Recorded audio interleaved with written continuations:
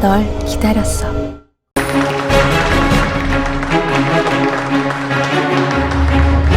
It all comes down to this, one best of one between two Protoss players, SOS and Trust, on one map to decide it all. The map drawn randomly. Yes. We'll have the reveal shortly, but we're not going to tell you guys. It's personally not a big fan of how this was decided, but random draw, so no one has a say, and it goes down to your skills on the map you can prepare for. They both chose Dust Towers against each other when they played against each other in the best of two, and so it all comes down to this one final single game to decide who goes to round 16 and who doesn't. I think this is a bigger moment for Trust than it is for SOS, but it's a bigger story for SOS, who started 1-4 in the beginning of this session today and has brought it back all the way. Yeah, I like the story of Trust, though. You know, it's like he did so well, but then when the pressure really was on, he could not win, and it came down to a tiebreaker, and then he won. It's like, well, this guy is extremely good. We all know it, but then he took losses against Hurricane, making bad decisions there. And taking losses against Curious, like games that he's not supposed to lose, that he already beat these players easily in the first round robin. And then he comes in here, and the pressure's on, and he falls against it. He cannot deal with it. And now he's going up against SOS, a guy who's been on the biggest of stages, the biggest one there is, which is BlizzCon, obviously, the World Championships. Yeah, he is the defending BlizzCon champion. And he won it, you know? Imagine Trust going up against SOS.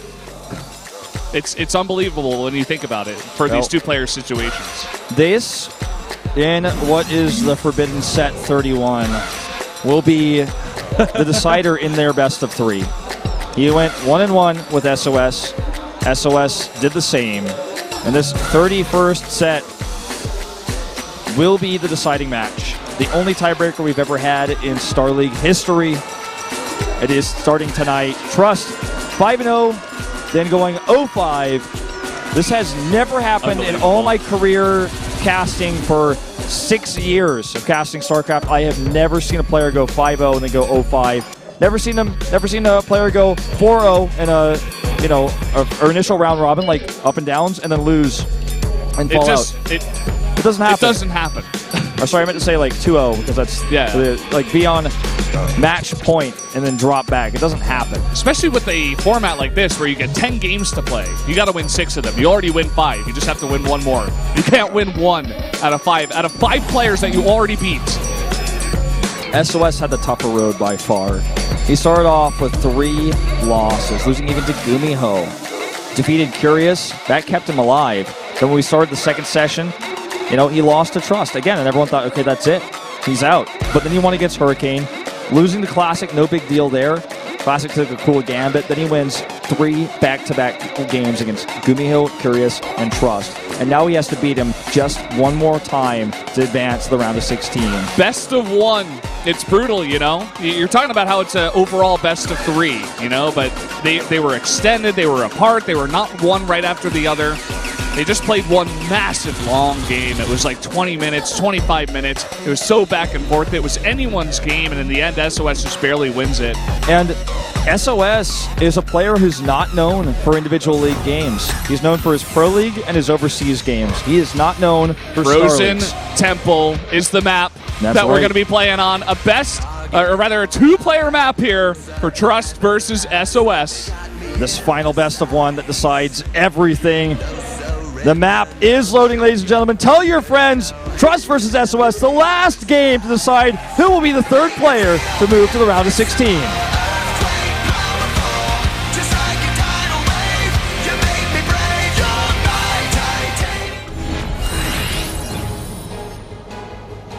Frozen Temple is the map.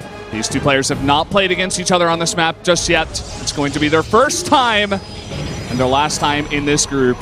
In the bottom right, in the red, from KT Rolster, it is Trust, making a big name for himself tonight, even if he does get knocked out.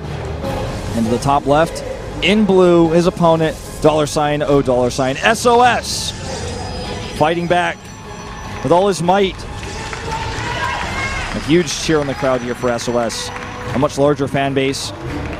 And again, not as famous for his Star League play as he is in his Pro League play, his weekend tournaments, even play in like tournaments like the Kespa Cup, Blizzard Cup, Hot Six Cup, that kind of play. Smaller tournaments where he can play grueling back-to-back games. The week-long preparation for best of fives, best of sevens, not exactly what he's known for. But this is very important, obviously, with Pro League coming to a close. He wants to make a name for himself in the individual leagues and wants to get enough WCS points to continue to hold his BlizzCon title. That is for sure. Do you remember the game that Trust played against Classic on this map? He went for 3 gates, Stargate, 1 base build, all in, and it lasted for like 3-4 minutes. He just could not kill Classic, but then eventually he did. Yeah, I remember that. Now, he could do it again. I don't think he will. SOS was watching that game. That seems like a one-off. You know, you prepare it for one. You're going up against Classic, the hardest guy in the group, obviously. But I don't know. Anything could happen. It's a best of one. It's insane. You know, it's tough to say. There's HOT forever. Trust's coach. Shuffling in his chair. He's like, oh, God. It's got to be one of the hardest days of his life to watch a player. He's self-chosen. Like, he's picked him out. I want to be part of the KT Rolster family. Not fielded very often in Pro League. Sometimes set to be fielded, but the games don't happen. He's played very few Pro League games. You bring him here, he goes 5-0. You're the proudest coach in the world, but then you watch him fall 0-5 in the second session, the evening session. Stargate comes out for Trust again. There's the Jin Air coach looking on as well, watching SOS struggle.